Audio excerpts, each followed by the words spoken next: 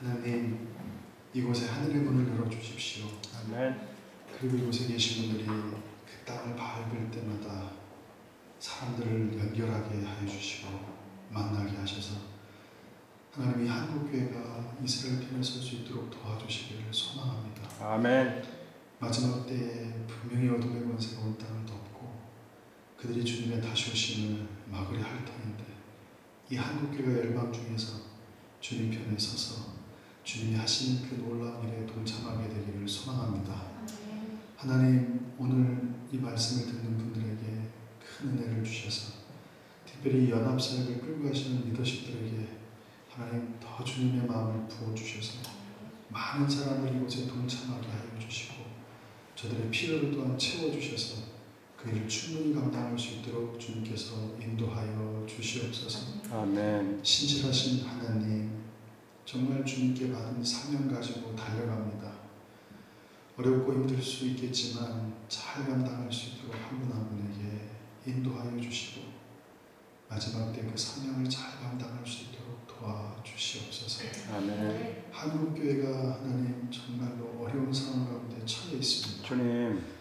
하나님, 우리는 판단할 자리에 갈 수는 없지만 아버지. 이 땅의 영적 대기가 하나님 많이 엎어지고 있습니다. 20대 젊은 친구들이 큰 교회 모습들을 보면서 실망을 하고 교회를 떠나는 상황이 벌어지고 있습니다. 주님. 하나님, 다시 구별된 젊은이들을 일으켜 주시옵소서. 다음 세대를 일으켜 주시옵소서. 캠퍼스에서 이스라엘 깃발이 흔들리기를 소망합니다. 민족과 열방, 이스라엘을 위해서 기도하는 모임들이 캠퍼스에서 일어나기를 소망합니다. 아멘. 직장에 하늘의 문이 열리기를 소망합니다. 아멘. 하나님 도와주시옵소서. 아멘. 각자가 처한 땅에서 하나님 부흥들이 임하기를 소망합니다. 아멘. 다시 한번 감사드리고 이곳에 계시는 한 분 한 분에게 하늘의 여호와께서 복을 주시고 하나님 지켜주시고 한량한 은혜 주시고 모든 필요가 채워지는 평안이 함께하기를 축원하며 오늘 말씀을 증거하게 주님 은혜 주시고 복 주시기를 소망합니다. 아멘. 감사와 찬양을 드리며 예수님의 이름으로 기도드립니다. 아멘. 할렐루야. 아멘. 아멘. 감사합니다.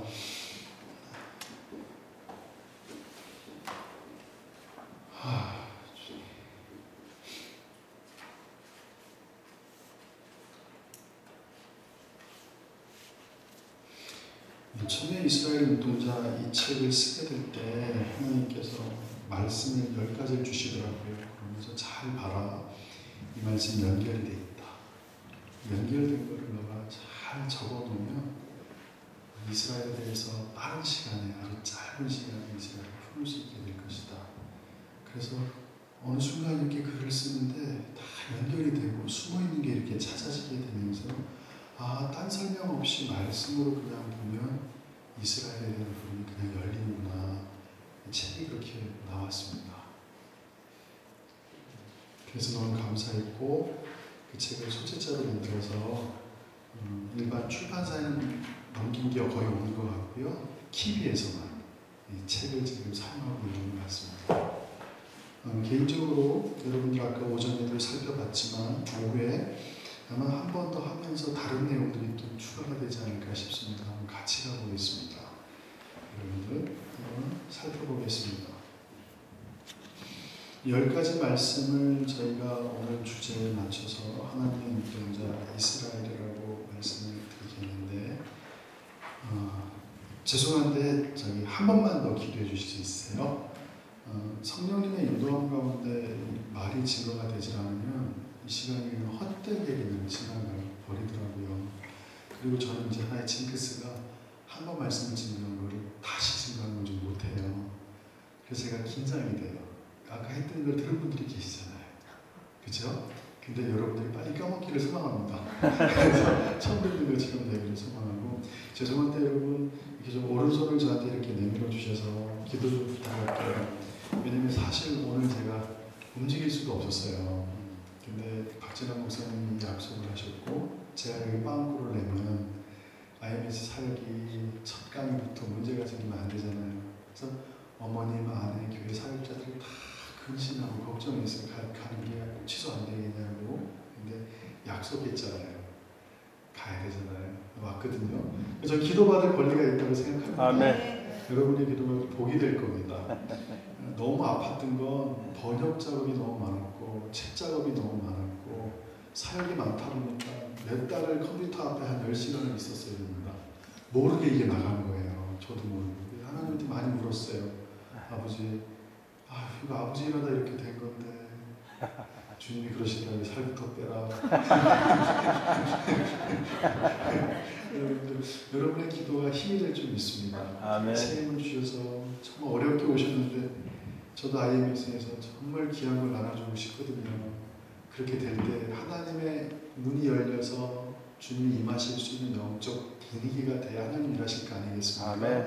이 시간이 그런 시간 되게 해달라고 이렇게 오른손을 내밀어서 저한테 이렇게 통성으로 기도해 주시면 되겠습니다. 같이 기도하겠습니다. 하나님 아버지 감사합니다. 오늘 이 시간 가운데 함께해 주시고 오늘 주시기를 소원합니다. 하나님 기름 부어 주십시오. 인도하여 주시옵소서. 하나님 도와주시옵소서. 책임져 주시옵소서. 역사하여 주시옵소서. 오 하나님 도와주시옵소서. 오 하나님 인도하여 주시옵소서. 하나님 인도하여 주시옵소서. 오 예스 예스 하나님 도와주시옵소서. 은혜를 주시고 주의 성령의 인도하여 주시옵소서. 인도하여 주시옵소서. 오 할렐루야 아멘 할렐루야 할렐루야 감사합니다. 아멘 아멘 할렐루야 할렐루야 오 할렐루야 감사 주시옵소서. 주시옵소서. 오 시간 할렐루야 아멘 할렐루야 할렐루야 할렐루야 인도하여 주시옵소서. 아멘. 하나님 귀한 기도 감사드리고 주님 인도하여 주시옵소서. 성령께서 일하시지 않으면 저희가 못합니다. 인간의 경험, 기술, 스펙이나 알고 있는 말씀을 하나님 전하는 게 아니라 성령의 기름 부음 가운데 여기 있는 분들에게 그 마음을 전해서 이 사역이 한국교회에 온전히 퍼져나갈 수 있도록 인도해 주시옵소서. 아멘. 하나님 정말 이 사역을 통해 한국교회가 이스라엘 편에 서게 하여 주시고 하나님 이 단체가 정말로 건강하게 아버지. 깨끗하게 주님만 주인 되는 단체가 되게 도와주십시오. 하나님만 왕이 되어 주시옵소서. 아멘. 주님을 높여드리며 예수 그리스도의 이름으로 기도하옵나이다. 아멘. 네. 옆에 분들 보시고요. 하이파이브 하시면서 밤늦게 애쓰십니다. 이렇게 인사하겠습니다. 애쓰십니다. 애쓰십니다.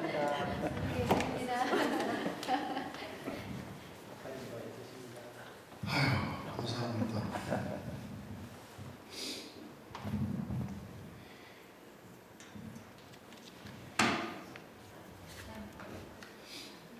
일전에 한번 그 어느 교회에 한번 간 적이 있습니다. 그 교회 좀 큰 교회였는데 청년부에서 수련회를 부탁해서 잠실 쪽에 너무 큰 교회여가지고 강남 아이들이다 보니까 저는 이제 강북에만 살다 보니까 멋있게 이제 프레젠테이션을 준비했습니다.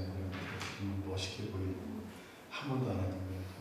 연습하고 또 연습하고 해서 완벽하게 세팅을 해서 갔습니다. 이걸 딱 틀려 그러는데 강사가 나왔잖아요. 청년들이 더 이제 수련회 꽉 찬 그 수련회 장소에 입을 딱 막아버리시는 겁니다. 입을 준비한 건 몇 개월을 준비했는데요. 정말 좀 큰 집회였기 때문에 근데 입을 막아버리시더라고요. 제 입을. 그래가지고 그냥 그 자리에서 멈췄고 15분을 설교를 못했습니다. 앞에 나가서 분위기가 이상해지잖아요. 창피한 거예요. 도망가고 싶고 쥐구멍에 숨고 싶고 근데 성령님이 말씀을 안 주시는 듯 얘기를 해요. 제가 못하겠더라고요. 도저히. 성령님께서 성령님 도와주세요. 이런 창피가 어디 있어요. 15분 동안 막 이제 수근거리기 시작해요. 수백 명이 막 그런 상황이 벌어지게 되더라고요. 그때 주님이 갑자기 한 단어가 딱 지나가게 하시더라고요. 저한테요. 성이라는 단어가. 그래서 그냥 그 단어가 생각나서 이 단어 들었는데 어떡하죠? 근데 갑자기 이상한 일이 막 벌어지는 거예요. 분위기가. 그래서 그냥 기도합시다. 그 기도를 시켰는데 막 갑자기 애들이 막 터지면서 막 터지기 시작하는 거예요. 이건 웬 현상이 이렇게 나타나지? 그냥 주님이 주신 그 단어 하나만 얘기했는데 그래서 이제 한 2시간 정도 막 난리 법석이 난 다음에 저는 너무 창피해서 설교를 못하고요. 짐 빨리 사가지고 이제 서울로 돌아오려고 도망을 나갔는데 수련회 장소에서 저를 초청했던 목사님이 저를 딱 부르시더니 눈물이 글썽하시더라고요. 목사님 창피해서 저 그냥 갈게요. 사례비 주시는 것도 저희 오늘 못 받아요. 너무 창피해서 설교 못하고 그냥 가요. 그랬더니 목사님 막 우시면서 목사님 청년회 회장이 부회장하고 좀 동거하고 있고 또 누가 누구랑 동거하고 있고 이 교회에 이 현상이 나타나서 오래됐는데 아무도 못 건드린 거예요. 그거를 아무도 얘기한 적이 없어요. 사람들이. 근데 목사님이 그 얘기를 했어요. 목사님은 창피한 것 같은데 저희는 충격을 먹은 거예요. 그리고 회개가 터진 거예요. 그날. 아멘. 꼭 그런 느낌이에요. 오늘. 왜냐하면 여러분이 죄를 졌다는 게 아니라 여러분이 죄를 졌다는 게 아니라 저는 오늘 솔직히 1시간만 강의한 줄 알았어요. 1시간 거만 해왔거든요. 오니까 1시간 반짜리가 4개예요. 6시간이에요. 1시간 준비했는데 6시간 경험을 할 수 있어요. 제가 잘하는 설교할 수 있는데 성령께서 인도해 주시지 않으면 그 말씀은 아무 의미가 없잖아요. 아픈 몸 끌고 와가지고 옛날에 좋은 설교해 주는 거랑 성령님께서 이 자리에 이 IMN이 가야 될 길, 왜 자꾸 제가 이 얘기를 하지 않고 이 IMN이라는 너무 놀라운 도구를 갖고 있거든요. 탁월한 강사들이 있거든요. 지금 도시가 열리고 있거든요. 목회자가 서울의 도시가 목회자 모여도 힘든데 지방에서 자발적으로 지금 일어나고 있는 아마 최초의 모임일 거예요. 없어요. 그런 모임이요. 강조해야 도시마다 사람들이 몇 명 모이고 큰 집회 와도 다시 도시 돌아가면 모임이 사라지는데 어떻게 된 게 이 모임은 아까도 말씀 지방에서들 더 강하게 일어나는 걸 보면서 하나님 정말 이런 도시가 50개 100개가 일어나서 그 모임들이 정기적으로 예배를 드리고 이스라엘을 선포하고 하늘의 문이 열리면 이 한반도에 어떤 지각 변동이 일어날 수도 있겠습니다. 거기 모여있는 수많은 목회자들 그리고 또 그 도시에 흩어져서 교회에서 또 그걸 선포하게 되니까 와 하나님 이 모임 축복해 주세요 라는 기도가 나와요. 아멘. 하나님 이 모임에 인도하시는 분에게 더 귀한 마음을 주셔서 제가 참 놀라는 건 연합사역할 때 가장 중요한 건 내가 비워져야 되는 사역이거든요. 이제 박진아 목사님 다시 상임총무 되셨다 했을 때 너무 솔직히 한숨을 쉬었어요. 너무 기뻐서요. 잘 됐다. 왜냐하면 저런 성품 갖고 있는 분이 많지 않아요. 연합사역할 때는 다 오가난 사람들이 모여 사는 건데 그거를 품고 가줘야 되거든요. 너무너무 기뻤고 또 오늘 제가 이 목사님을 처음 봬요. 진짜 처음 봬요. 목사님 저를 아시겠지만 저는 처음 봬요. 이 약속. 근데 말씀을 나누는데 와 정말 선두주자시구나. 지방에 내려가서 그들에게 도전하고 그들이 또 모이게 하고 이 동원 사역을 막 하시는데 야 이 모임이 이 몇 년 뒤에는 어떻게 될까? 전국적으로 어떤 일들이 일어나겠구나. 그러면 이 모임이 일어날 때 무엇을 가지고 들어가야 될 것인가? 단순한 개념이 아니라 재단의 개념을 갖고 들어가 주셔야 됩니다. 베델의 재단을 쌓았을 때 하늘의 문이 열리잖아요. 아브라함이 재단의 문을 열었을 때는 안 열렸을지 모르지만 그 아들 이삭 야곱의 때에 베델의 문에 다시 갔을 때 하늘의 문이 열리거든요. 그러니까 누군가 재단의 개념으로 그 지역에 가서 내가 영토 개념으로 거기 열어놓겠다. 전주가 열릴지어다. 아멘. 춘천이 열리게 하시면 감사합니다. 이 문들이 열릴 때 저는 좀 달라요. 어떻게 될지 모르겠지만 그냥 목회를 하다 보니까 조금 현실적인 얘기를 좀 많이 해요. 정말 신앙적인 부딪힌 상황들, 성도들의 상태, 개인의 어둠이 다가올 때 어떻게 열어줘야 되는 것들. 그래서 여러분들이 오늘 이 아모스 3장 7절 말씀처럼 하나님께서 하나님의 사람들을 세워나갈 때 하늘의 문을 여시고 계시를 주시잖아요. 여러분이 그런 분들 되길 소망합니다. 정말 그 문들이 열려서 그 땅에 하나님의 강력한 임재가 있기를 소망합니다. 아까 낮에 말씀드렸는데 이 사역에 여러분 이스라엘 사역의 가장 큰 핵심은 여러분 말씀입니다. 이걸 놓치시면 안 됩니다. 그들이 말씀을 맡았거든요. 그들이 무슨 말씀을 맡았냐면 이 말씀의 토라의 깊은 의미를 맡았다는 개념이 아니에요. 그걸 놓치시면 안 돼요. 그들이 말씀을 계속 묵상했다는 거예요. 그걸 우리 한국교회가 받아가셔야 됩니다. 아멘. 그들이 말씀의 깊이 우리가 모르는 어떤 이스라엘의 히브리적 사고관의 개념의 말씀 해석이 중요하다고 저는 봐요. 근데 그들이 왜 말씀을 귀하게 생각하는 말씀을 계속 읽는다는 거예요. 말씀에 젖는다는 거예요. 그 말씀에 풍성해진다는 거예요. 하루에 10장, 20장, 30장씩 매일매일 읽으면서 하나님의 말씀이 그 영을 완전히 사로잡게 되면서 세상의 가치관으로 보는 게 아니라 하나님이 주시는 그 관점으로 이 땅을 해석하기 시작하고 그 이스라엘의 전통, 모든 세상의 우상 시스템이 아닌 하나님 킹덤의 그 개념이 갖고 들어와서 그들을 통해서 이 땅에 하나님의 나라를 선포케 하는 이 기능을 순기능을 했을 때는 이스라엘을 통해 모든 땅들이 다 세금까지 바치는 상황이 됐고 이것을 하지 않았을 때 이스라엘은 뿔뿔이 흩어졌거든요. 아멘. 그 말씀 안에 머물 때 하나님 일을 하셨거든요. 그러니까 IMN 사역은 명확해요, 여러분들. 가셔서 그들에게 어떤 우리가 아는 거 있는데 그거 좀 가르쳐주고 중요한 거 이거 모르지 이거야 이 개념이 아니라 말씀에 완전히 젖어 들어가시는 그 이스라엘의 뿌리 전통 그들이 정말 통곡의 벽 앞에서 이 말씀을 두루마리를 피면서 하루에 10시간, 20시간 그 말씀을 갖고 기도하고 말씀을 보고 말씀으로 묵상하고 말씀으로 입으로 막 떠들고 여호와께서 모세에게 말씀하여 이르시고 그러면서 몇 주만에 구약을 또 띄고 또 띄고 또 띄고 또 띄고 100번 읽고 1000번 읽고 계속 말씀을 묵상하고 반복했는데 그게 한국교회에 들어와 줘야 됩니다. 그게 들어와야지만 이 나라가 살 수가 있습니다. 하나님의 말씀이 영의 양식이고 그 양식이 바로 예수 그리스도시고 그게 생명이고 빛인데 가장 중요한 걸 놓치면 큰일 납니다. 그래서 이 IMN이 가는 곳마다 목회자들에게 말씀의 부흥이 일어나고 기도의 부흥이 일어나고 예배의 부흥이 일어나서 거기에 있는 분들이 이스라엘을 품고 불이 나서 민족과 열방을 향한 기도와 이스라엘 향한 기도가 막 일어나게 되면 재단들이 열릴 겁니다. 그 목회자들의 모임들이 생길 겁니다. 도시마다 막 일어나게 될 겁니다. 그 도시들이 일어날 때 하나님께서 한국을 덮고 있는 덮개가 제거가 되면 할렐루야. 이게 제거가 돼야 한반도가 남과 북이 통일이 될 수가 있습니다. 아멘. 여러분들 주님께서 말씀하셨거든요. 만물의 몸된 몸의 머리가 그리스도시고 만물이 교회 밑에 있다. 그러니까 만물이 교회 밑에 있다는 건 교회가 만물을 판단하는 것이지 만물이 교회를 판단하는 게 아니거든요.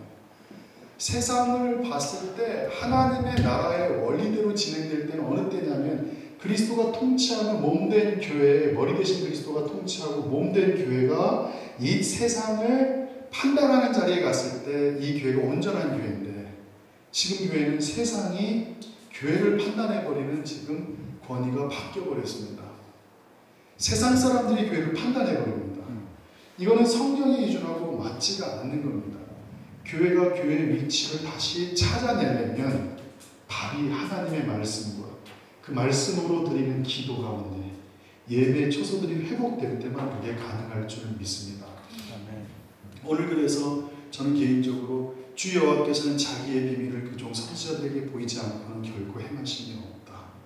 하나님께서 이 IMN 사역을 통해 성령의 기름 부음을 운반하고 그 땅에 무너진 기도의 재단들이 막 회복되고 그러니까 여러분들이 그 불이 막 댕겨져서 이 안에서 불이 막 이 사역이 다 어떻게 여러분 명심하십시오.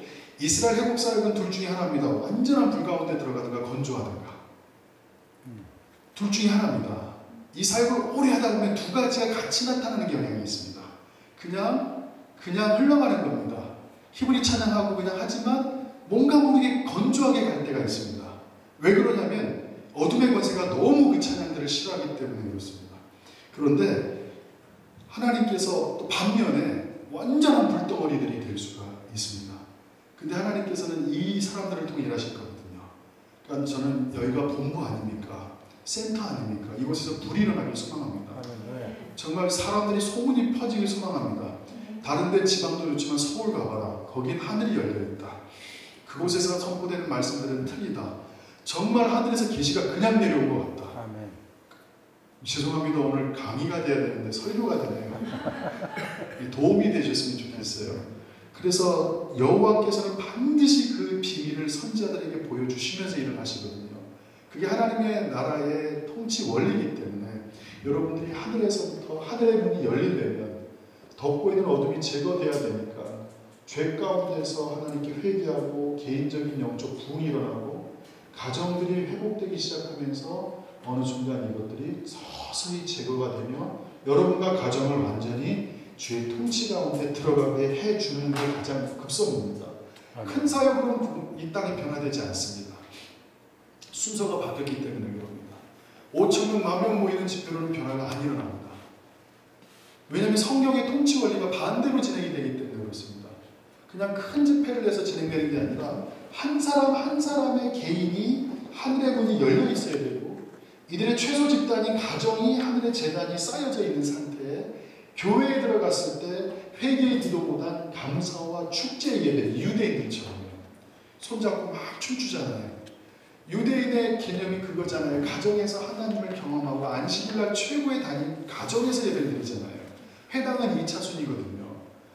개인 아비가 자녀들에게 맞자를 자르면서 6월절 세대들을 설명해주며 그게 하나님이시다.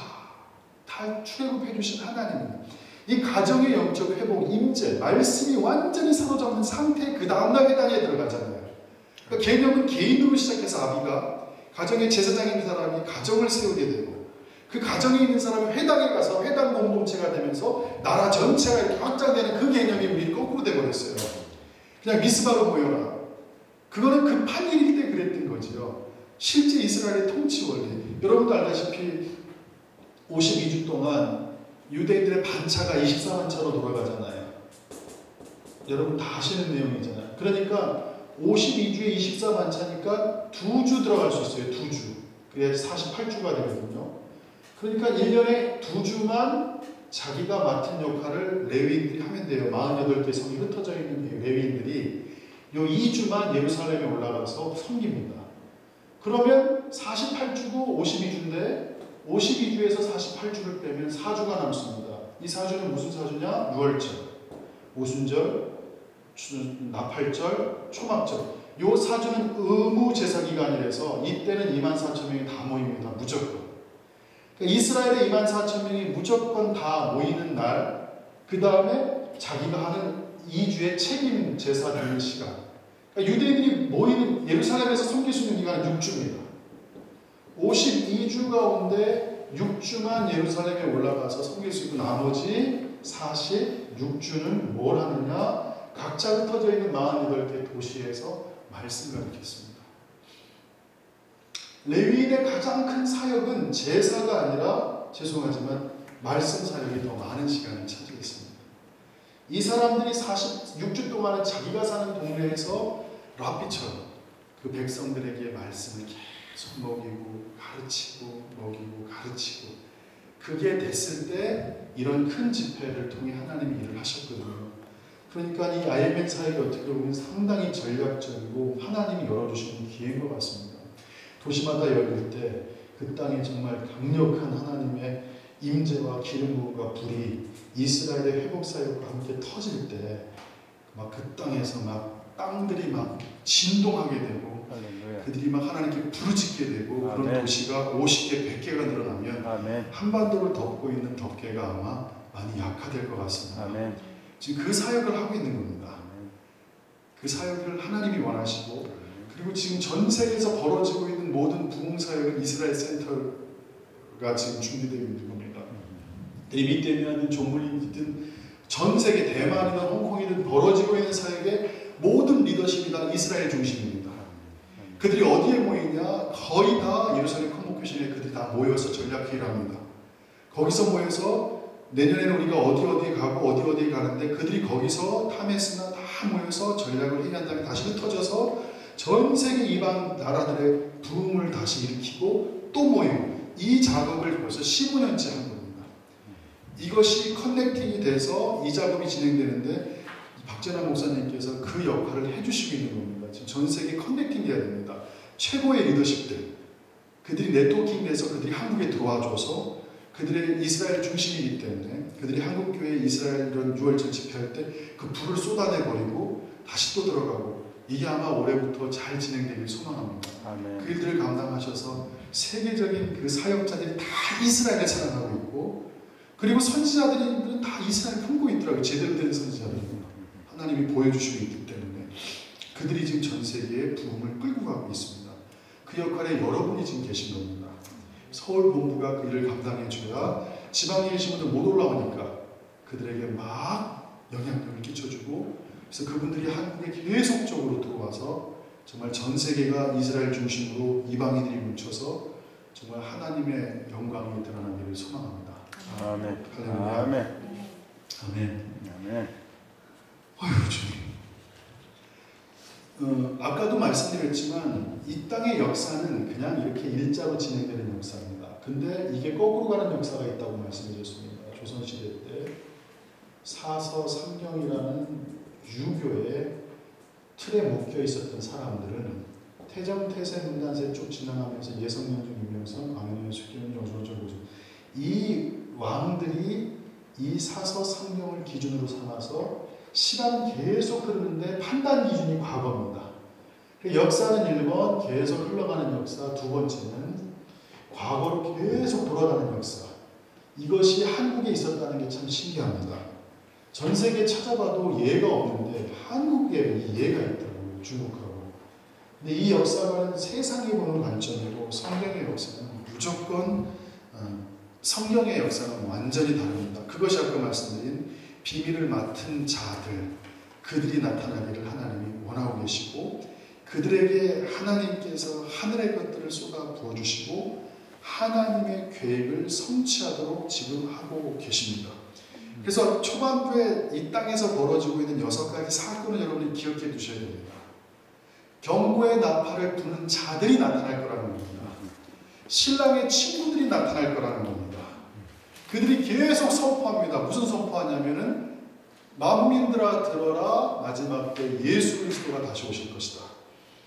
엔타임에 대한 것들을 계속 이론적으로 선포할 겁니다. 들어라 주님이 다시 오게 될 것이다. 이 사역이 IMS 사역입니다. 이 사역을 통해 그게 증거되는 겁니다. 근본적인 목적 주님이 다시 오신다는 겁니다.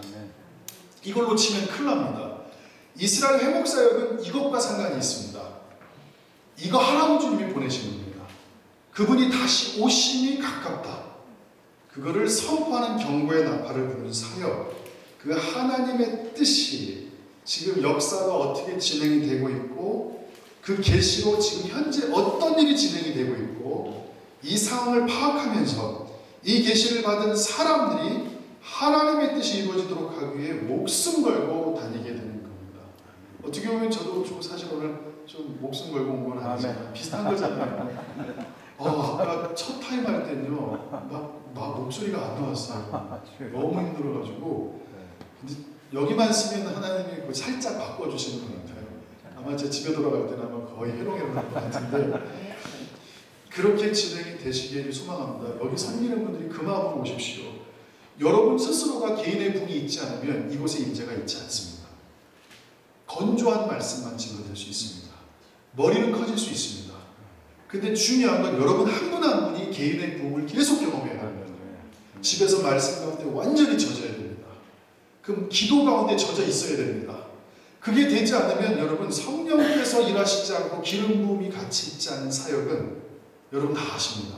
건조해집니다. 유대인들의 사역을 할 때 2가지 특징이 있다는 게 그겁니다. 완전한 불이든가 건조해지든가. 이 특징이 있기 때문에 이 센터는 어떤 일이 있어도 한 분 한 분이 말씀에 완전히 사로잡히는 그 일들을 경험해야 됩니다. 말씀을 많이 읽는 게 아니라 말씀에 완전히 잠기는 겁니다. 매일매일 유대인 걸 그대로 카피해 오셔야 됩니다. 복 있는 사람, 악인의 길을 쫓아야 교만한 자세를 지니다 여호와의 율법을 주야로 묵상하는 자로다. 주야로 계속해서 그들이 지금 주야로 깊은 거 가르쳐줬다고 얘기하는 게 아닙니다. 그게 아니라 주야로 계속 말씀을 읽고 또 읽어라. 그래야 성경에서 말하는 하나님의 계시가 그들한테 들어옵니다. 그래야 이를 선포할 수가 있고 사역을 감당할 수가 있습니다. 이것만 된다면 아마 제단마다 다 불들이 일어날 겁니다. 아멘. 간 곳마다 그걸 선포해 주십시오. 유대인들의 뭘 가져와야 될까 우리가? 그들이 우리에게 가장 부러워할 게 뭘까? 우리가 말씀을 더 읽을 때입니다. 우리가 말씀을 더 사모할 때입니다.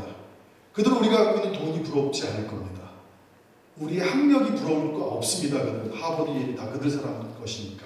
과학기술도 그들은 우리 한국 별로 부드러워하고 있지 않습니다. 근데 이방인인 우리가 완전히 그들이 갖고 있는 말씀의 모든 영역들을 갖고 와서 여러분 오늘부터 시도하십시오. 말씀에 젖으십시오.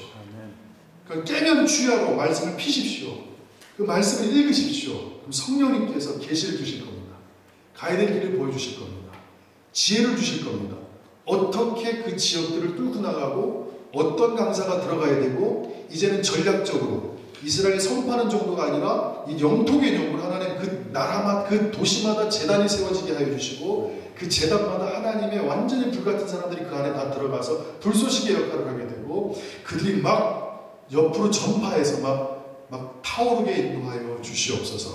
아멘. 할렐루야. 아멘. 하나님이 이 땅의 역사를 개입하십니다. 그래서 계시를 받은 선지자들의 선포가 사실 미래를 좌우합니다. 답은 그겁니다. 어느 사역이든지 하나님께 계시를 받은 그 사람들이 선포하는 말씀으로 끌고 왔습니다. 그 불같은 말씀으로 영혼들이 하나님께 붙잡혀갔던 겁니다. 그게 성경적 역사가 아닙니다. 오늘도 동일하게 일을 감당하고 있습니다. 정말 포용적으로 수많은 사람을 함부로 판단하지 않고 그들의 장점을 살려서 연합사역을 구축하며 그 리더십들이 하나님의 계시 가운데 머무르면서 진도하며 나갈 때 한국교회 이 IMS 사역을 통해 아마 엄청난 일을 감당하실 겁니다. 지금 열리고 있지 않습니까? 눈으로 보이고 있지 않습니까? 하나님이 그렇게 여러분들을 합당한 사람들을 세워놓으셨고 그분들을 통해서 하나님이 놀라운 계시들을 부으시고 그들의 입술을 통해 선포되는 말씀들이 그 땅을 흔들어 버릴 겁니다. 진동시킬 겁니다. 진동은 어둠만 진동이 있는 게 아니라 개인의 신앙도 흔들릴 거고 하나님의 교회도 흔들 거고 나라도 흔들고 다 흔든다는 겁니다. 다 드러나게 하십니다.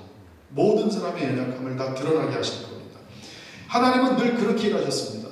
자기의 비밀을 선지자들에게 보이지 않고는 결코 행하지 않는다. 오늘 여러분들이 이 계시 가운데 더 많이 들어가시길 소망합니다. 요즘 가장 큰 도전이 저희 단체의 도전이 이겁니다. 큰 사역을 계속 했습니다. 세계적인 거장들이 와서 사역을 하는데 저희들이 멀리 갔다고 생각을 했습니다. 집회 때마다 막 눈물, 기름 부음 막 엄청난 역사. 근데 목회자들이 다 똑같이 동의를 했습니다. 처음부터 다시 가자.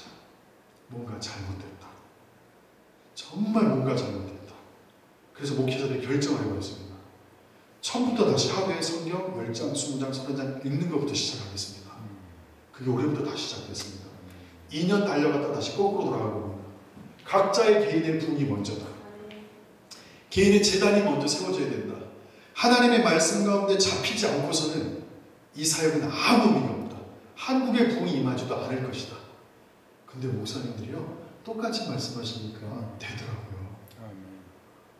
시작됐어요. 그게 몇 년이 걸렸어요. 그게 먼저 됐어요. 너무 감사해서 하나님 처음 시작하지만 저희가 다시 갈게요.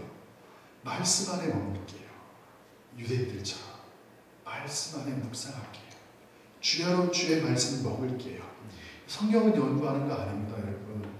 양식을 먹는 겁니다. 이 개념을 놓치면 큰일 납니다. 성경을 연구로 접근할 때는요, 생명이 그렇게 사람들의 마음을 뜨겁게 하지 않습니다. 근데 하나님의 말씀은 빛입니다. 능력입니다. 생명입니다. 그 말씀을 먹는 겁니다. 말씀을 많이 먹으십시오. 영이 강화되어야 됩니다. 내 영이 말씀으로 강화될 때 내 혼과 육이 통제가 되기 시작합니다.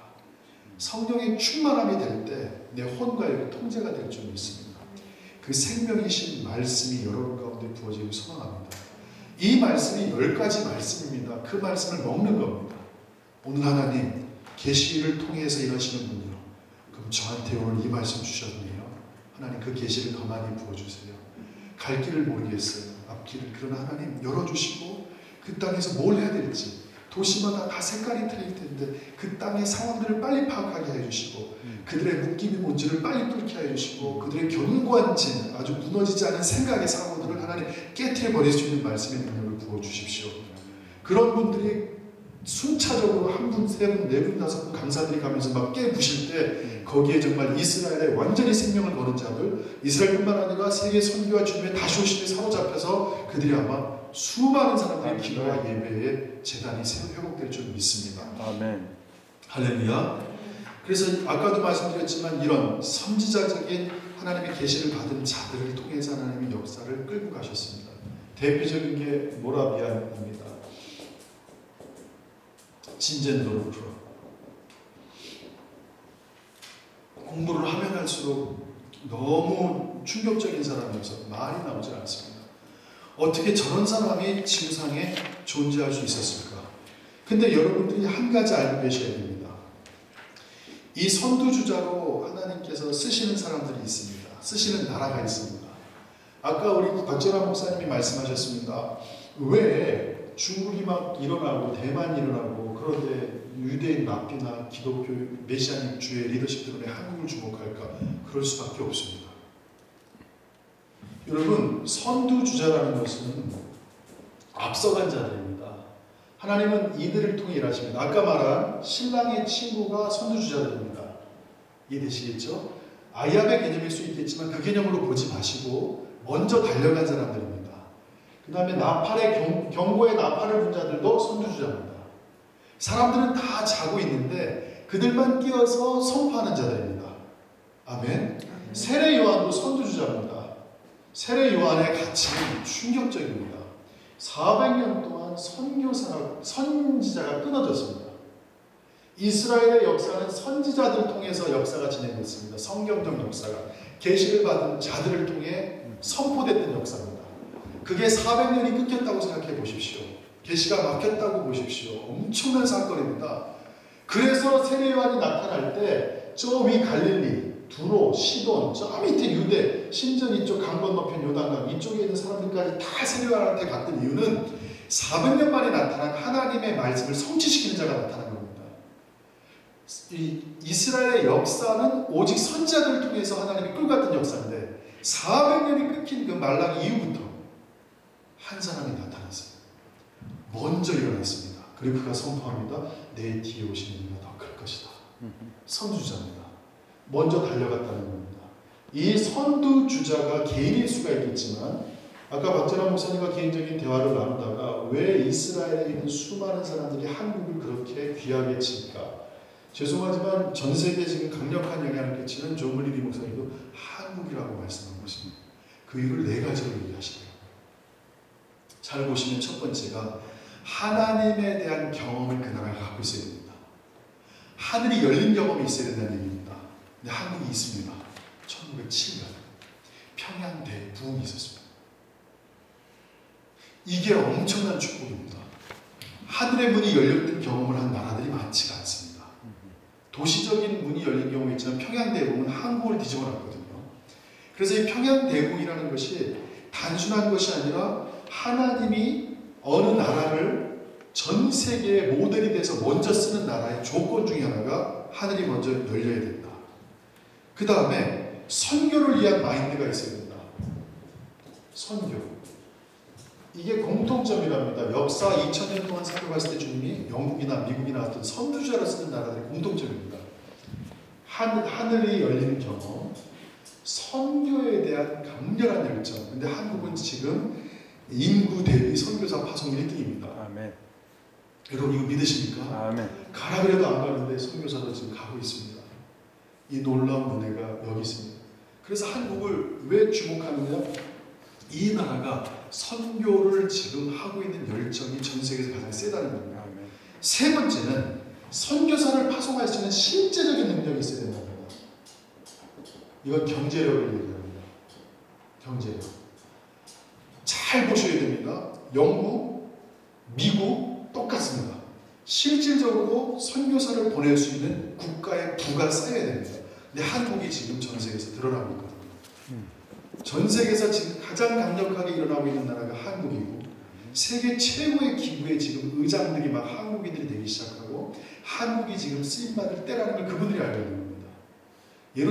그거는 예루살렘에 있는 사람들만이 아니라 아까 말씀드렸지만 예루살렘 컨보케이션이 진행이 되면 거기는 탑리더들이 방에 오면서 하는 얘기들입니다. 어느 나라가 될 것이냐. 한국이 지금 유일한 예 중에 하나다. 이 조건이 성립되어야 됩니다. 왜냐하면 한국의 역할이 있기 때문에 그렇습니다. 한국이 해야 돼. 그래서 실제적인 능력이 있는데 여러분 잘 보십시오. 진젠도르프.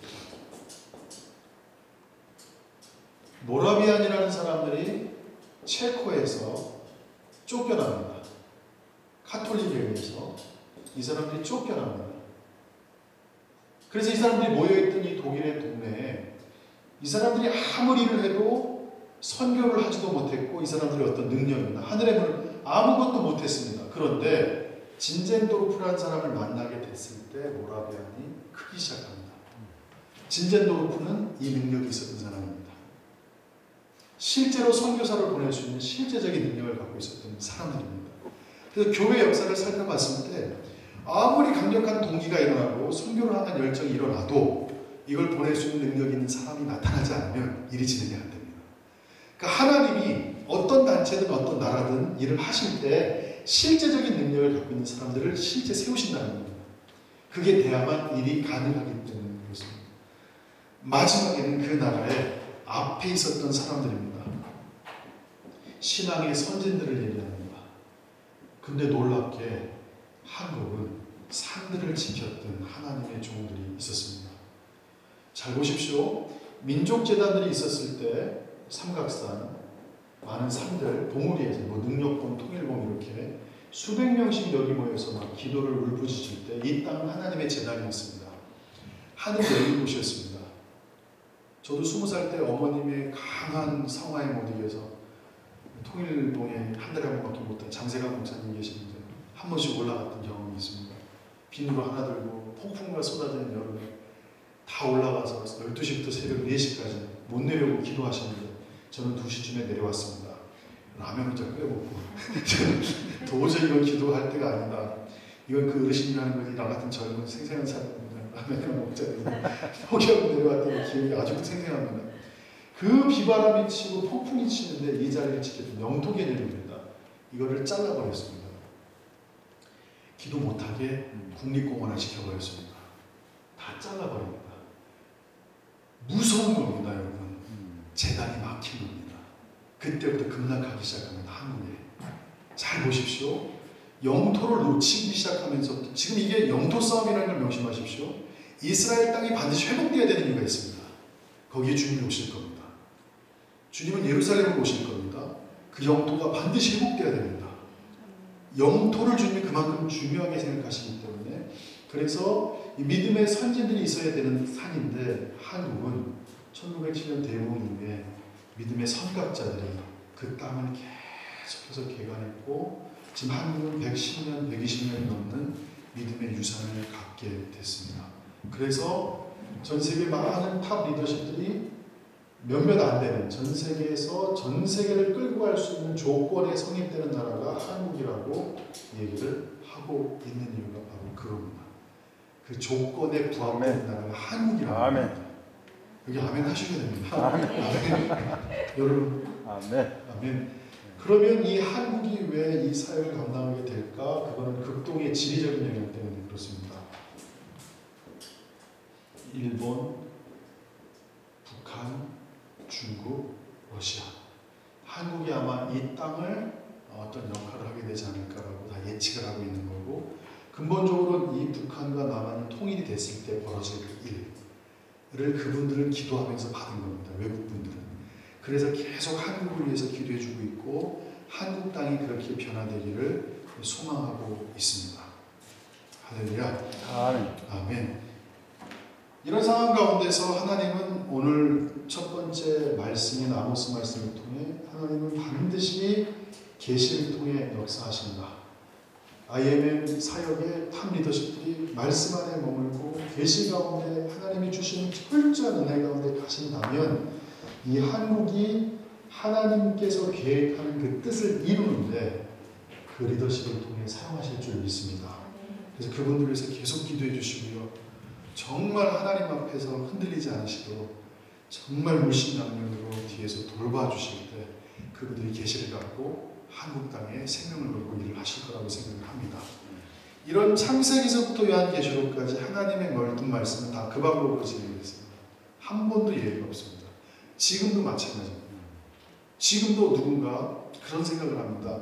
저는 이제 별로 나이가 많지 않은 40대 중반의 나이지만 놀랍게 20대나 15세 막 이런 젊은이들 가운데는 계시를 받은 자들이 있을 겁니다. 지금 그들에게 하나님이 그 마음을 열어주시고 그들을 또 준비시키십니다.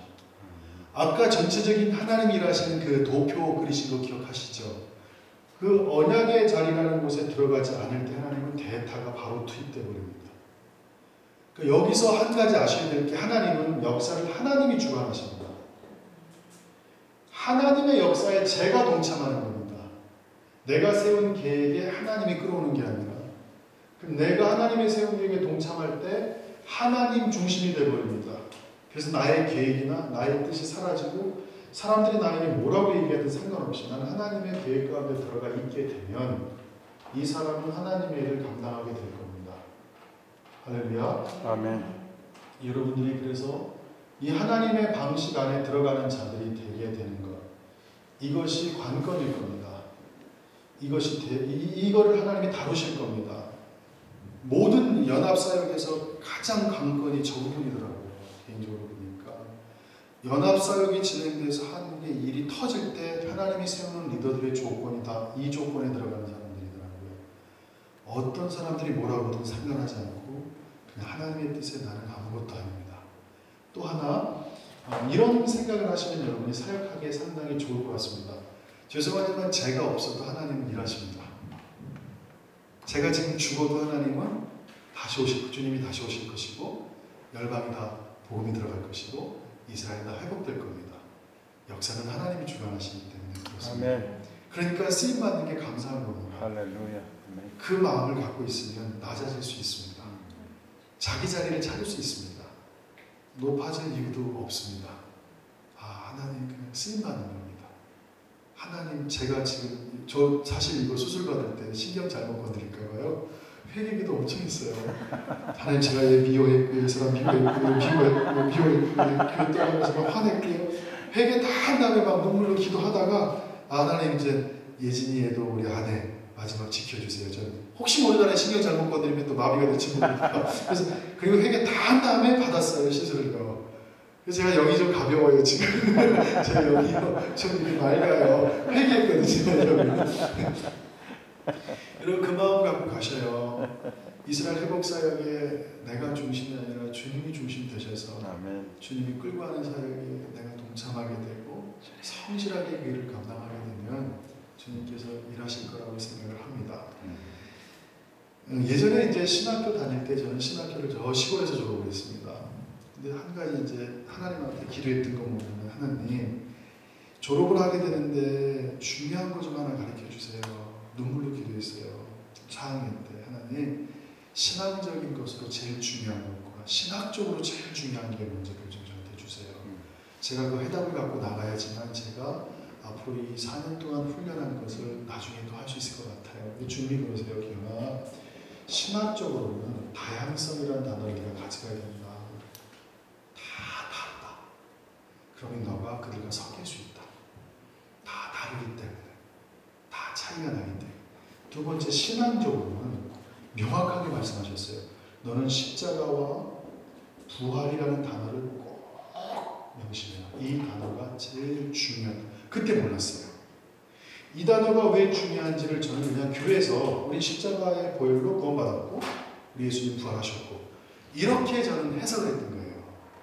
근데 그게 아까 그림대로 해석을 하나님 해주신 거예요. 몇 년이 지난 다음에 기분 한 번 더 역사를 한번 볼래? 왜요? 너 창세기서부터 계시록까지 이 성경의 역사인데 예수님의 십자가를 말씀하시면서 성령님이 이제 하나하나 가르쳐 주시는 거예요. 한번 자세히 봐봐. 너가 지금 알고 있는 십자가 부활이 단순한 단어가 아니란다. 뭐예요? 십자가는 잘 봐라. 창조 때부터 인간의 역사는 반복된 죄의 역사였다. 이 죄의 역사에 종지부를 찍은 게 뭐니? 십자가가 종지부를 끊었다. 십자가는 그래서 인간의 모든 과거, 예수 그리스도 이전에 있는 모든 과거에 종지부를 찍은 게 바로 십자가다. 그때 깜짝 놀랐어요. 십자가 부활이 역사를 해석해 줄 수 있네. 근데 이거는 제가 받은 계시였어요. 제가 아무리 많은 책을 살펴봐도 이 얘기를 하는 분은 없었어요. 그게 신기했어요. 주님이 그냥 가르쳐 주신 거였어요. 제가 꿈꿨던 하나님 신학교 졸업할 때 저 정말 하나만 가르쳐 주세요. 신앙적으로 뭐가 중요한 건지. 제가 평생 목회하면서 그거 붙잡고 갈게요. 야, 십자가가 예수 그리스도 이전의 과거에 딱 종지부를 찍은 거예요. 과거를 해석해 준다. 그럼 주님 부활은 뭐예요? 정말 잘 봐라. 지금 현재 너가 예수 그리스도를 믿는 근간이 된다. 현재를 해석해 준다. 잘 모르겠는데요. 그랬을 때 고린도전서 15장을 펴주신 거예요. 그 말씀을 아까 낮에 나눈 거예요. 그리스도께서 죽은 자 가운데 안 찾으셔야 돼요. 다시 살아나셨다, 전파되었다. 너희 중에 어떤 사람들은 죽은 자 가운데 부활이 없다 한다. 죽은 자의 부활이 없으면 그리스도도 다시 살아나지 못했다. 만약 죽은 자 주님이 살아나지 못하면 우리가 전파하는 건 다 헛되다. 믿음도 헛되다. 지금 사도 바울이 믿음을 사람들한테 막 복음을 증거하는데 예수 그리스도가 부활하지 않았다면 지금 너희가 믿는 게 다 가짜다. 기독교의 신앙은 십자가의 신앙이지만 사도 바울은 지금 부활이 더 중요한 걸 얘기하고 있습니다. 십자가에 죽은 사람은 많다는 거죠. 그러나 지금 현재 2014년 4월 3일 내가 예수를 믿는 근거는 예수님이 부활하셨기 때문입니다. 부활하셨기 때문에 하나님의 아들이 될 수 있는 겁니다. 부활하셨기 때문에 그분이 구원자가 되시는 겁니다. 만약 예수님이 구원하지 않았다면 저는 예수님을 우리 구세주로 영접하지 않을 겁니다. 똑같은 인간이니까요. 사도 바울이 그 얘기를 한 겁니다. 너희가 전파하는 거 다 가짜고 너희의 믿음 다 가짜고 너희가 다 거짓 증인들이 될 것이다. 죽은 자가 다시 살아나지 않으면 그리스도도 다시 살아나는 일이 없을 것이고 그리스도가 다시 살아나지 않았다면 너희 믿음은 다 헛되다. 헛되다. 하나님 그때 정말 깜짝 놀랐어요. 이걸 가르쳐 주실 때 하나님 모든 기독교인이 지금 이 시간에 예수의 구세주를 영접하는 건 부활 신앙 때문에 그렇군요. 지금을 해석해 주는 거예요. 부활. 와, 그래서 하나님 설마 이게 역사를 해석해 주는 어떤 키워드가 될까요? 그랬더니 주님이 맞다고 그러시더라고요. 어떻게 됐냐면 부활하신 다음에 주님이 승천하셨고 다시 오신다고 말씀하셨어요. 아멘. 부활은 지금과 미래를 해석해 준다. 그래서 십자가 부활이라는 단어가 과거, 현재, 미래에 대한 성경 모든 영역을 해석해 주는 단어가 바로 십자가 부활이다. 어느 시대든지 100년 전이든 200년 전이든 누구한테 적용이 다 된다. 십자가 부활은 바로 역사 해석의 가장 중요한 키 워드라고 말씀하신 거예요. 그래서 여기다 쓴 거예요. 책에다가. 그건 알아야 되겠다, 성도들이. 이 십자가 부활이 얼마나 중요한지 모든 역사의 근간이다. 그러면서 이제 세 번째 말씀 주신 거예요. 3장 15절 말씀 주시는데 이렇게도 괜찮죠. 아까는 틀리게 어떻게 받았는지 설명하기가 괜찮죠, 여러분들. 다음에 오실 때 제발 오신 분들 앉아있지 마세요. 지금 너무 힘들어요, 지금. 오늘은 제발 견딜 수 있을 것 같은데 나중에 제가 뭐 춘천을 가든 어딜 가든 저는 여러분들하고 이제 안 갈 거예요. 저는 생판 모르는 분들하고 있을 거예요. 이렇게 성경의 역사는 선지자들이 끌고 왔고 이걸 구속사라고 그러는데 이 구속사의 가장 중요한 두 단어가 십자가와 부활이다. 이게 성경을 해석해 준다. 기억 안 하니? 이게 얼마나 중요한지 감격했어요. 이 미만의 종이고 정말 스펙도 없고 대단하지도 않은 저한테 하나님 어떻게 이런 해석을 저한테 주니까 너무 감사해서 쓴 거예요. 그러다가 주님이 성경 하나 표에 창세기 3장 15절 이렇게는 안 하셨어요. 주님이 저랑 이렇게 대화는 안 하시고요. 성경을 읽다 보니까 눈이 딱 멈췄는데 다른 걸 보게 하시더라고요.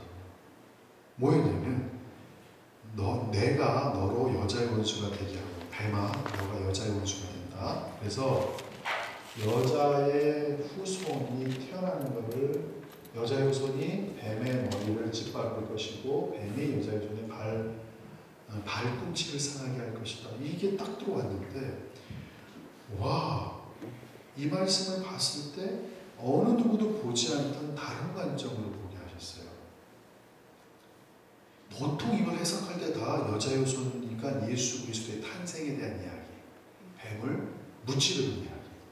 그러니까 예수 그리스도의 관점, 하나님의 관점. 두 번째는 인간의 관점으로 이거를 보는 분의 책을 읽으면서 이 말씀이 인간의 이 자아를 없애는 자아의 자아, 이 자아를 완전히 비우는, 그래서 하나님으로 치우는 그런 해석을 하는 책을 읽은 적이 있어요. 내류방문을 통해 이용규 선교사님. 그래서 와, 이 말씀을 인간의 이런 이걸로 해석을 해버리시네. 너무 큰 충격을 먹었어요. 그러다가 어느 날 갑자기 이 말씀을 보면서 너 이거 사단의 관점으로 한번 볼 수 있니? 그러시는 거예요. 한 번도 보지 않았던 관점이었어요. 이건 누구한테도 들어보지 않았던 관점이었는데 사형선고네? 끝장난다는 얘기네. 그때부터 해석이 틀려지는 거예요. 그리고 질문했어요. 그럼 주님, 사탄이 가장 싫어하는 게 뭘까요? 선교가 확장되는 것? 중요하겠지만 no. 교회가 많이 지어지는 것? no. 예수님을 믿는 사람이 늘어나는 것? 아니었어요. 사단이 가장 싫어하는 건 자기가 죽는 거예요. 이걸로 접근해줘야 돼요, 여러분들. 아멘. 왜 이걸로 접근해줘야 되냐면 그렇기 때문에 이스라엘을 미워할 수밖에 없어요. 아멘. 이 관점을 단순하게 저는 그때 너무 막 온몸이 찌릿찌릿한 거예요. 와, 이게 이스라엘을 죽일 수밖에 없구나. 와, 자기가 죽게 되겠네 이거. 분명히 불못에 던져진 그 계시록에 나와 있는데 아이고 이걸 어떡하나. 그들을 미혹하는 마귀가 불과 유황에서 던져지니 사단은 그걸 알고 있어요. 왜? 성경을, 기록된 성경을 지들이 볼 거 아니에요. 아멘.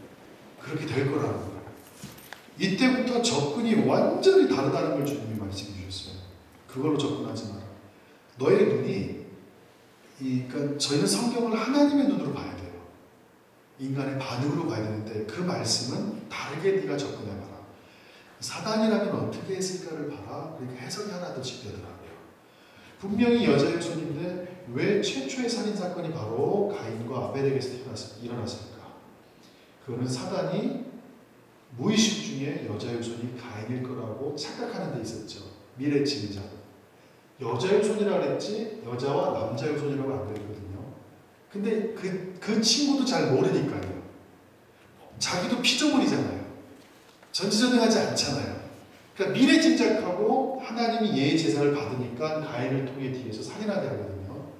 그 살인의 영의 배후가 사단인 건 여러분이 다 아실 거예요. 이게 왜 결정적으로 해석이 되냐면 이 복음서를 공부하다 보면요, 여러분 복음서가 90장이에요. 마태, 마가, 누가, 요한까지가 89장이고 사도행전 1장까지가 복음서예요. 예수님이 승천하는 그때까지가 그래서 90장이거든요. 이 90장을 살펴봤을 때 재미있는 현상이 나타나요. 5단계의 복음서가 있는데 가장 정점이 변화산이에요. 그래서 복음서는요, 변화산을 모르면 해석이 안 돼요. 변화산이 정점이에요. 변화산장까지는 하나님의 나라를 선포해요. 변화산 이후부터는 고난을 선포해요.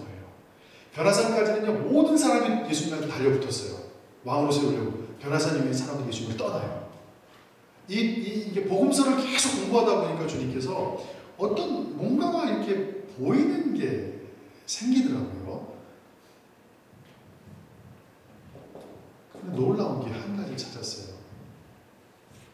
사단은 뭘 선택했냐면 예수님을 죽이기로 선택했어요. 거기까지 한계가 미친 거예요. 죽이면 끝나는 줄 알았어요. 근데 하나님은 다른 계획을 갖고 계셨어요. 부활시키셨어요. 그걸 몰라요, 사탄이가. 그래서 하나님이 너무 좋아요. 그 친구는 지금도 이 땅에 벌어지는 일을 제한적으로 이해할 거예요. 아멘? 하나님은 분명히 다른 계획을 갖고 계신 거예요. 그걸 못 읽었다니까요. 만약에 부활할 걸 알았으면 사탄이가 예수님을 안 죽였을 거예요. 맞습니까? 틀립니까? 여러분? 맞아요. 예수님이 부활하는 것을 몰랐기 때문에 죽이는 것을 막 선동시켰어요. 바리새인들과 로마인들까지 선동해서 죽이게 만들었거든요. 사단은 못 죽였습니다. 못 죽인 게 아니라 몰랐습니다. 주님은 부활하셨습니다. 그게 너무 감동이 되는 거예요. 하나님, 주님만 하셨군요.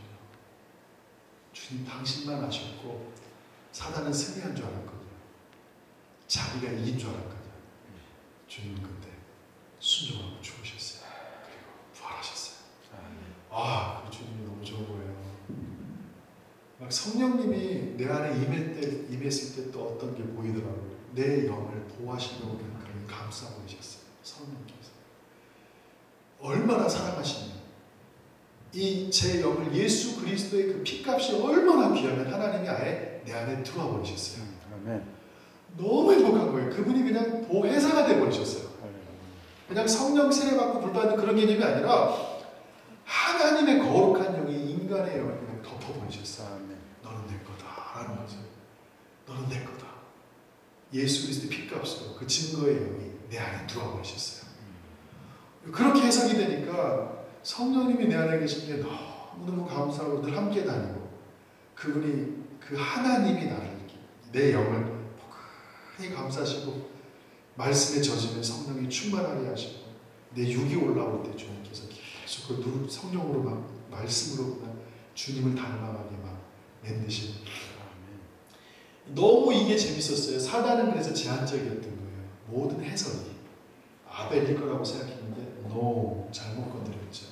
그러니까 이 친구는 계속 주목해 볼 수밖에 없었어요. 누가 여자의 후손입니까? 몰라요.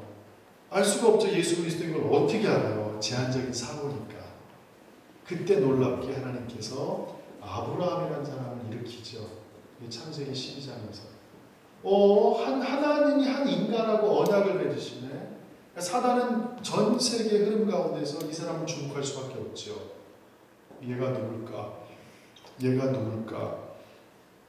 근데 좀 변변찮아요. 75세인데 친척을 떠나라 그랬는데 롯을 떠나지도 않고 순종도 좀 그렇고 거짓말도 잘 치고 조금 이상하다.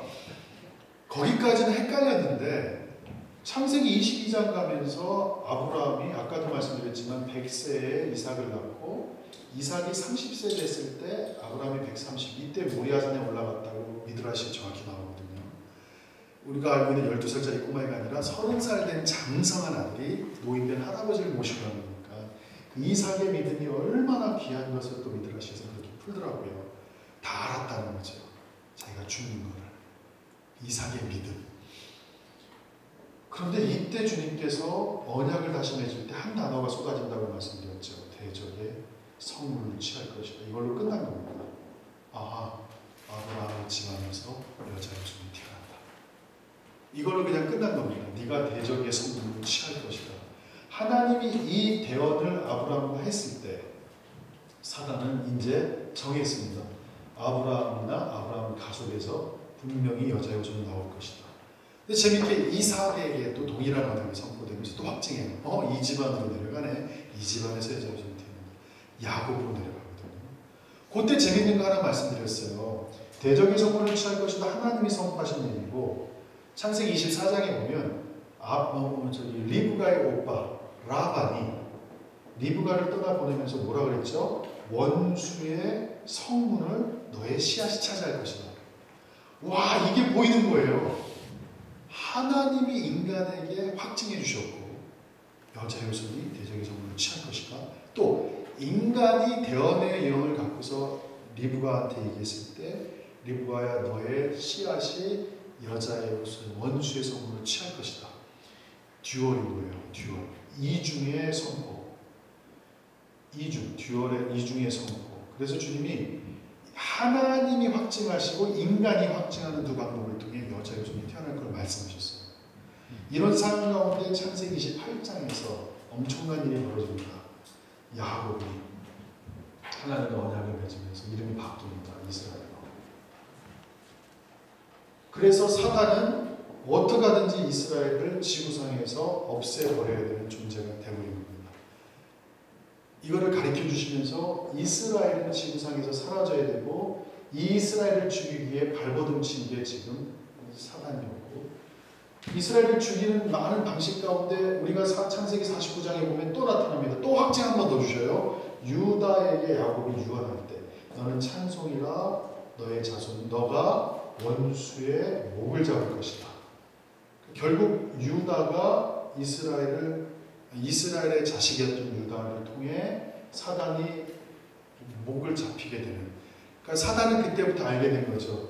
야곱의 후손 유다를 통해 아마 여자의 후손이 될 것이다. 그래서 성경의 역사를 쭉 살펴보면 이스라엘은 지구상에서 없어져야 되는 나라가 됐고, 이스라엘을 없애기 위한 수많은 시도들이 성경에 있었습니다. 모르드게 사건, 헤롯이 죽인 거, 모세 때도 죽인 거, 하여튼 모든 미디안이 쳐들어오고 아말렉이 쳐들어오고, 하여튼 모든 족속은 다 이스라엘을 죽이려고 했습니다. 그 이유는 이스라엘이 이 땅에 태어나면 이 땅을 차지하면 안 되기 때문에 그러고 했습니다. 여기까지 주님이 가르쳐 주시는 거예요. 말씀을 풀어주시면서. 그래서 이 책이 그냥 나온 게 아니라 하나하나 과정이 있었어요. 신기하네요, 주님. 이게 읽으면서 이렇게 10가지 말씀을 주면서 누구도 빼도 박지 못하게 알게 될 것이다. 이걸 읽으면 이스라엘을 품을 수밖에 없을 것이다. 그러셨어요. 그러다가 예수님이 결국은 태어나셨잖아요. 그러니까 사탄은 여자의 후손이 태어나는 걸 못 막았단 말이에요. 심지어는 십자가에서 죽이려고 배후에서 죽였는데 부활했단 말이에요. 근데 성경에 뭐라고 나오냐면 사단이 불못에 빠지는 것은 주님이 다시 오실 때로 나오거든요. 이게 문제인 거죠. 그래서 첫 번째, 예수님의 초림은 못 막았어요. 그럼 지금 두 번째, 사단이 최고의 전략은 주님이 다시 재림이 되지 못하게 하는 거예요. 재림이 안 되려면 아까 말씀드린 세 가지 조건이 이루어지면 안 된다고 했잖아요. 1. 세계 선교, 2. 이스라엘의 회복, 3. 순교자의 피. 요 세 가지가 성립돼야 주님이 오시는데 사단은 이 세 가지만 지금 막고 있습니다. 철저하게. 근데 놀랍게 세계 선교는 얼마 안 남았고 이스라엘 회복도 돼버렸고, 그러니까 여러분이 1948년 이스라엘이 회복되기 바로 전에 있었던 사건 600만 유대인 학살인 걸 보시면 명확해져요. 어쩔 수가 없어요. 다 죽여야 되는 거예요. 한 사람도 남김없이 다 죽이려고 했어요. 못 죽였어요. 결정적인 게 600만 학살이었거든요. 몇 대 끝낼 수 있었어요. 히틀러가 잡고 있었고요. 그 히틀러가 사람들의 증언에 의하면 히틀러 뒤에는 영이 있었다고 얘기를 하더라고요. 어둠의 영이 그 옆에 계속 붙어 있었다고. 그래서 히틀러가 600만 모든 유대인을 다 죽일 수 있었는데 하나님은 다 못 죽이게 하시고 그 남겨진 자들을 고토로 다 돌아오게 하시는 작업들을 진행하시죠. 결국 지금도 사탄은 재림이 진행되는 걸 막고 있습니다. 주님이 오시려면 이 세 가지 조건이 필요합니다. 세계 선교, 이스라엘 회복, 순교자의 피. 그래서 지금도 모든 전 세계 미디어가 이스라엘을 다 저주하고 있습니다. 미디어뿐만 아니라 지형적으로도 반경 3,000km가 다 무슬림이 장악하고 있습니다. 러시아까지 이스라엘의 가스나 그거를 다 저주하고 있습니다. 전 세계는 이스라엘을 싫어할 수밖에 없고, 더 놀라운 건 적그리스도 때가 되면 이스라엘을 사랑하는 나라는 하나도 없을 거라고 얘기합니다. 한국도 아마 적그리스도 편에 쓸 겁니다. 근데 아까 말씀드린 5300기지 그분 같은 분이 나타날 거라는 거예요. 아멘. 아멘.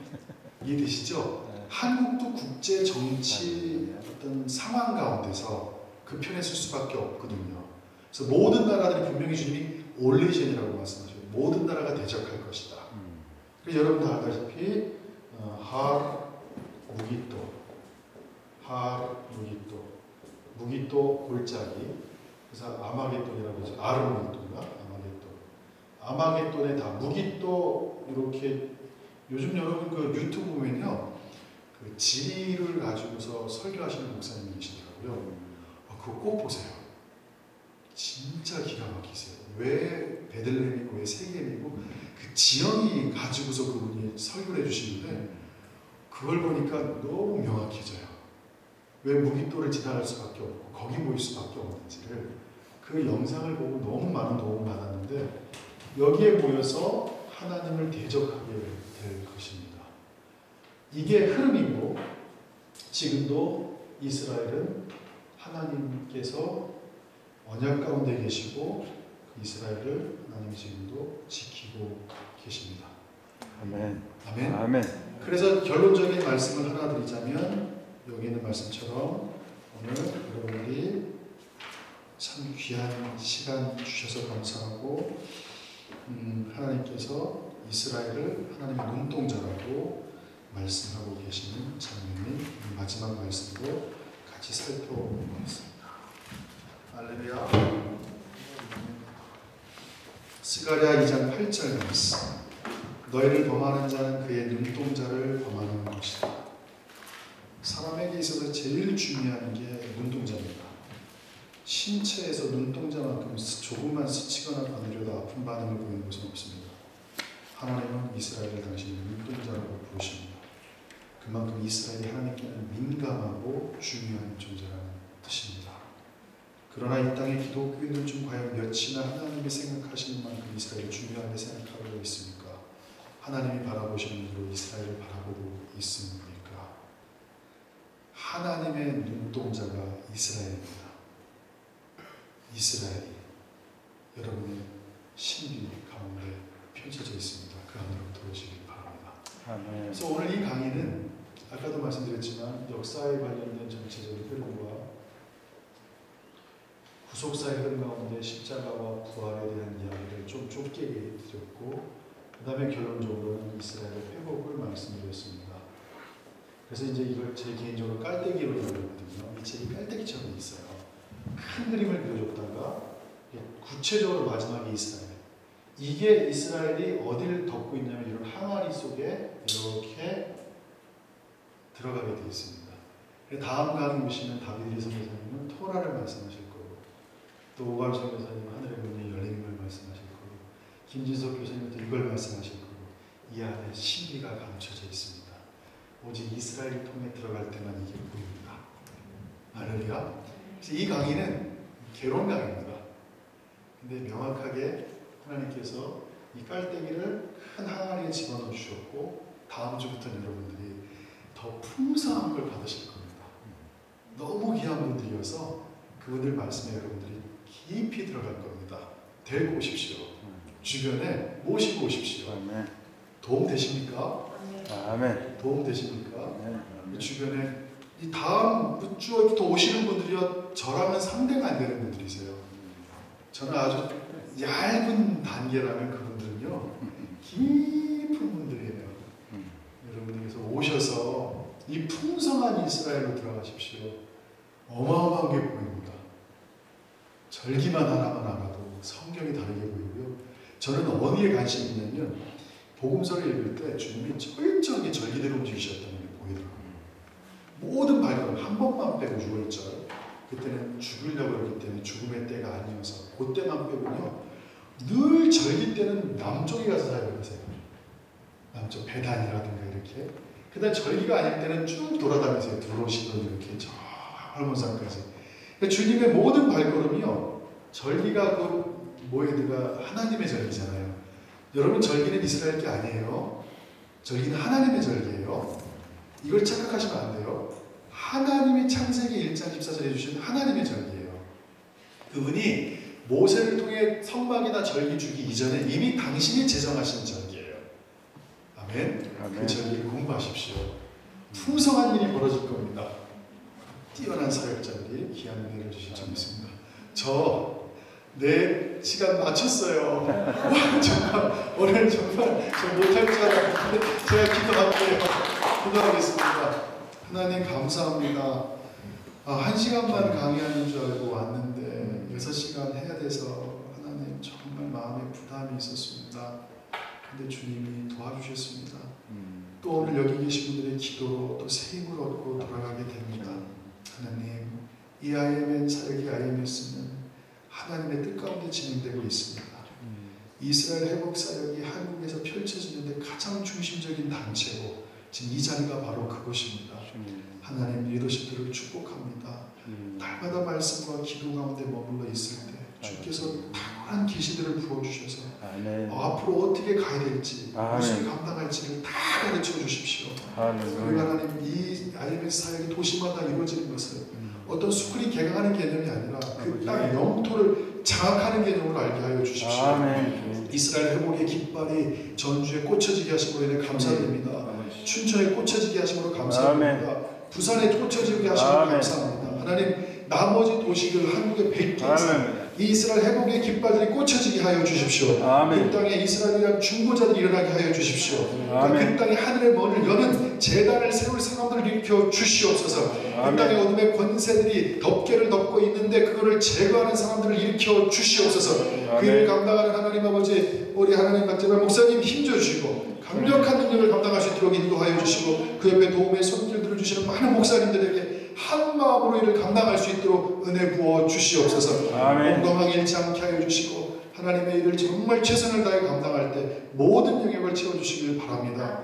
여호와께서 오늘 이곳에 오신 모든 분들에게 하나님 복을 주시고 그 얼굴빛을 비춰주셔서 하나님께서 지켜주시고 그 얼굴을 향하여 드사 한 사람 한 사람에게 평안 주시고 모든 필요가 채워지는 은혜가 함께하기를 축복하며 기도하옵나이다. 아멘. 하나님께 감사합니다.